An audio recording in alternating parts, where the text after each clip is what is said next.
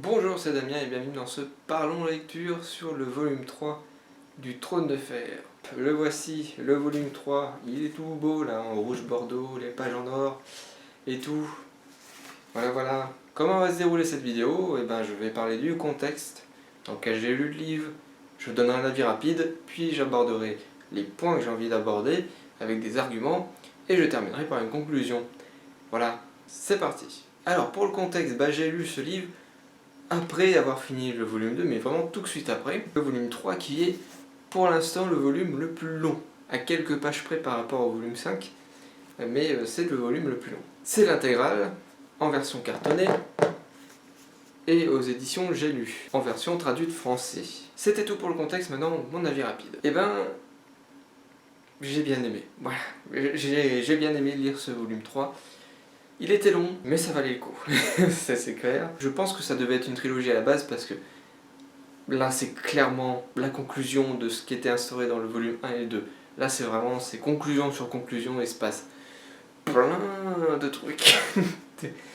Et surtout à la fin on se dit mais c'est terminé. Alors l'histoire est terminée, mais il va y avoir un début d'une nouvelle histoire du Trône de Fer. Et on verra ça dans le volume 4. Mais grosso modo, il se passe plein de trucs, je veux pas spoiler, mais là pour le coup, on ne reste pas sur sa fin.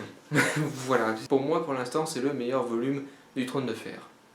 Donc c'est plutôt pas mal. Maintenant on passe au point argument. Je vais commencer par le négatif, je terminerai par le positif. Bon, alors gros point négatif, comme toujours, je reprends le livre, mais la qualité du livre, voilà, c'est censé être une édition avec cartonné comme on dit. C'est résistante normalement. Bref, c'est pas l'édition la moins chère. À peine je commence le livre, le marque-page, la dragonne là, se pète. Et là, le livre, je sais pas si vous le voyez, mais à force de le lire, il tient plus des basses. Et surtout, pareil, hein, ce livre a été traduit par Jean Sola, donc très mauvaise traduction, c'est honteux. Vraiment, c'est honteux. Qu'on accepte ça, c'est honteux. Il y a des fautes d'orthographe, il y a des fautes de traduction. Par contre, ils ont fait l'effort de cette fois de ne pas mettre de grosses marges. Sauf pour quand on change de prénom, mais de personnage, pardon. Mais voilà, parce que moi je déteste les grosses marges. Pour moi c'est de la triche. Voilà, ils ont fait l'effort de faire des petites marges pour essayer d'économiser les pages. Et ça c'est quand même un effort qu'il faut surligner, car c'est assez rare. Mais sinon, traduction, quoi. Je le redis.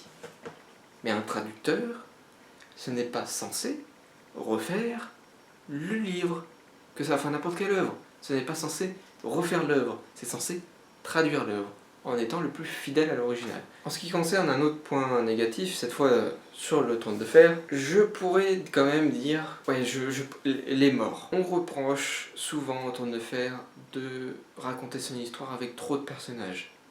On reproche aussi que les seuls vrais changements de l'histoire, c'est des morts. Ça peut être un point positif comme ça peut être un point négatif. Là pour le coup, je dirais que c'est plutôt un point négatif. Si dans une histoire, tu ne fais que avancer l'histoire en faisant mourir des personnages,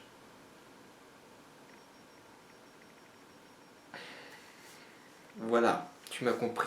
Je mettrai ça en petit point négatif parce qu'il y a beaucoup de morts. La mort, c'est censé être raconter quelque chose, c'est censé être symbolique, c'est censé marquer quelque chose. Enfin, je sais pas trop comment t'expliquer. C'est pas quelque chose qu'il faut prendre à la légère, faire mourir un personnage. L'auteur s'amuse à faire mourir les personnages pour faire avancer son histoire, sauf que la mort, faut pas jouer avec. Il faut trouver le juste équilibre entre faire mourir des persos et ne pas faire mourir des persos. Et là pour le coup, il y a beaucoup de gens qui meurent dans ce volume 3. Et je me dis, ça peut être un tort d'avoir fait ça pour la suite. Maintenant, les points positifs, ça avance vite. L'histoire avance plutôt vite. Pour le plus gros volume pour l'instant du Trône de Fer, ça avance vite et on s'ennuie pas. Malgré les problèmes de traduction et de mise en page, je m'ennuie pas. Voilà, chaque perso a un truc à faire, etc. Il se passe plein de trucs. Et à partir du moment où tu te dis ça va se calmer, non, ça se calme toujours pas et en fait ça se calme quand le volume 3 se termine. La question que l'on se pose, c'est avec tous les personnages qu'il a instaurés dans le volume 1 et 2, le personnage que l'on suit, comment il va s'en sortir, et pour le coup il s'en sort plutôt bien.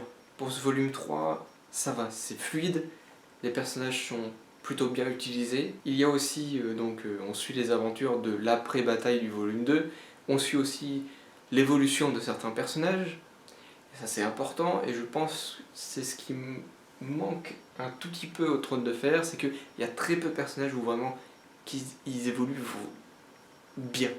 Enfin, il y en a qui évoluent mais tout petit, tout petit. Il y en a, ils restent sur leur position, mais c'est plutôt leur aventure qui évolue. Et il y en a certains qui vraiment évoluent en termes de personnage. Et un personnage qui n'évolue pas, c'est chiant. Donc là, petit point positif quand même, c'est que les personnages, quand même, il y en a certains qui évoluent. Malgré tous les morts, il y en a qui évoluent. Et surtout, l'histoire est fluide et ça, c'est plutôt cool. Maintenant, le gros point positif, et ben, tout ce qui a été instauré dans le volume 1 et 2, et ben, il y a la conclusion dans ce volume 3. Il se passe plein de trucs et c'est très intéressant à suivre. Donc ça, c'est vraiment le gros point positif. C'était tout pour les points que j'avais envie d'aborder. Maintenant, la conclusion. J'ai du mal à aborder ce volume. Depuis tout à l'heure, je pense que tu dois le voir. Il se passe beaucoup de choses. À la fois, il se passe plein de trucs. Tous les persos, il se passe plein de choses pour eux. Donc c'est intéressant. Malheureusement, il y a des persos qui n'évoluent pas encore ou qui évoluent tout doucement. Il y a aussi des aventures qui sont très intéressantes à suivre pour certains personnages. Il y a des personnages qui meurent. Et la question, c'est qu'est-ce qui va se passer après ? Et là, c'est pas... comment dire. Quand j'ai terminé le volume 1, j'étais assez déçu. Parce que je me disais, ouais, l'univers n'est pas encore assez exploité. L'histoire ne fait que commencer. Quand j'ai terminé le volume 2, je me disais, oh, le volume 3, il va être sûrement bien. Le volume 3 est bien, malgré quelques petits points où je me dis ouf. Mais le volume 3 est bien. Là, la question, c'est qu'est-ce qui va se passer après ? Parce que c'est bien de faire tout ça. Mais... là, pour moi, l'histoire, elle est pratiquement terminée. Qu'est-ce qui peut... voilà, à part les marcheurs blancs, comme les autres, comme on dit, et Daenerys, et Cersei, et un petit peu les Stark, grosso modo, l'histoire, elle est pratiquement terminée, là. Et on verra ça dans le prochain Parlons Lecture. Bref, à la prochaine pour un autre Parlons Lecture. C'était Damien, merci de m'avoir écouté, bye bye.